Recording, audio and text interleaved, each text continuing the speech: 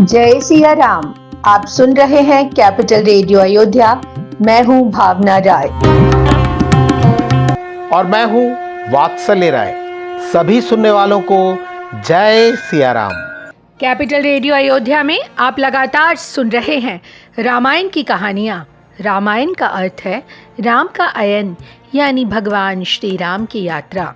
ये वो यात्रा पथ है जिस पर बढ़ते हुए राजकुमार राम मर्यादा पुरुषोत्तम भगवान हो गए। पिछले एपिसोड में हमने आपको कथा सुनाई कि भगवान राम ने अपने परम भक्त गिद्धराज जटायु को मोक्ष प्रदान किया। भगवान राम और लक्ष्मण जी माँ सीता जी की खोज में आगे बढ़े तो मार्ग में उन्हें कबंध नाम का एक राक्षस मिला, जिसका वध कर भगवान ने उसे श्राप से मुक्त किया। अगर आपने वो एपिसोड नहीं सुना है तो हम डिस्क्रिप्शन बॉक्स में लिंक साझा कर रहे हैं। और अब आगे की कथा। ताहि देई गति राम उदारा, सबरी के आश्रम पगुधारा। कबंध को सदगति देकर भगवान राम शबरी के आश्रम पहुँचे। भगवान राम के दर्शन करते ही शबरी को मुनि मतंग के वचन याद आ गए। सरसज लोचन बाहु बिसाला, जटा मुकुट सिर उर बनमाला।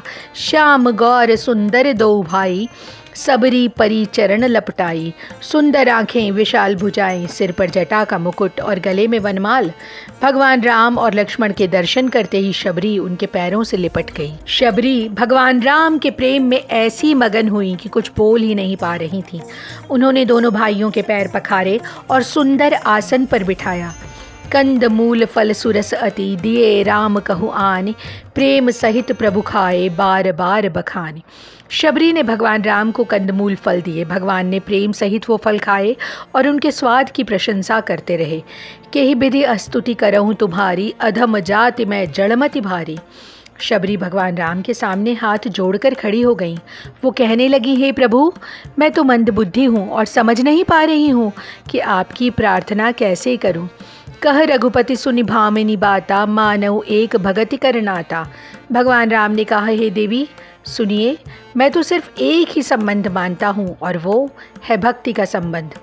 जाति पाति कुल धर्म बड़ाई, धन बल परिजन गुण चतुराई।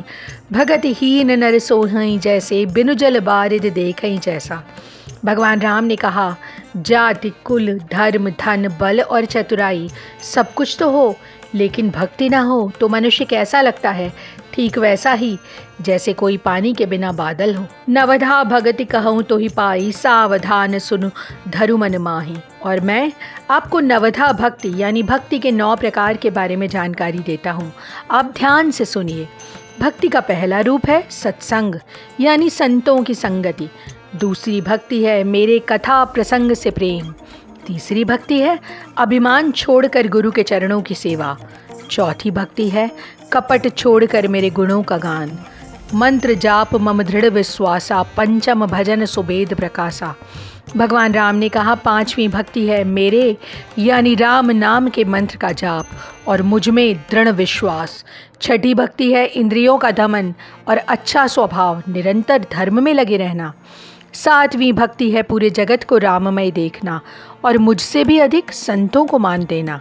8वीं भक्ति है जो कुछ मिल जाए उसी में संतोष करना और पराये दोषों को ना देखना। 9वीं भक्ति है सबके साथ कपट रहित बर्ताव करना, हृदय में भरोसा रखना और हर्ष विषाद से दूर रहना। भगवान राम ने शबरी से कहा, इन 9 में से जिनके पास एक भी भक्ति होती है वो स्त्री या पुरुष मुझे बहुत प्रिय होते हैं और आप में तो सभी तरह की भक्ति है। जोगी वृंद दुर्लभ गति जोई, तो कहूँ आज सुलभ भई सोई। जो गति योगियों को भी दुर्लभ है वही आज आपके लिए तो सुलभ हो गई है। मम दर्शन फल परम अनूपा, जीव पाव निज सहज स्वरूपा। जनक सुता कई सुधि भामिनी, जा नहीं कहूँ करिबर कामिनी। भगवान राम ने अपने दर्शन का अनुपम फल बताया और कहा, इससे जीव अपने सहज स्वरूप को प्राप्त कर लेता है। और फिर भगवान राम ने शबरी से सीता जी की खबर पूछी। शबरी ने कहा, हे प्रभु, आप तो सब जानते हैं, फिर भी मुझसे पूछते हैं। आप पंपा नामक सरोवर पर जाइए, वहाँ आपको सुग्रीव मिलेंगे। कही कथा सकल बिलो की हरि मुख, हृदय पद पंकज धरे। तज जोग पावक देह परिपद, लीन भई जह नहीं फिरे। शबरी ने सारी कथा कही। भगवान के दर्शन किए और योगाग्नि से अपने शरीर को त्याग कर वो उस दुर्लभ हरिपद में लीन हो गईं जहाँ से फिर लौटना नहीं होता। शबरी को मुक्ति देने के बाद भगवान राम और लक्ष्मण उस वन को छोड़कर आगे चले। पुनि प्रभु गए सरोवर तीरा, पंपा नाम सुभग गंभीरा। फिर प्रभु श्री राम जी पंपा नामक सुंदर और गहरे सरोवर के तीर पर गए। उन्होंने उस तालाब में स्नान किया और परम सुख पाया। संत हृदय जैसे निर्मल बारी, बांधे घाट मनोहर चारी। पंपा सरोवर का जल संतों के हृदय जैसा निर्मल था। वहाँ चारों ओर सुंदर घाट बंधे थे और नाना प्रकार के पशु पक्षी जल पी रहे थे। भगवान राम छोटे भाई लक्ष्मण जी के साथ एक सुंदर वृक्ष के नीचे बैठ गए और कथा कहने लगे। इस एपिसोड में इतना ही। अगले अंक में हम आपको सुनाएंगे आगे की कथा।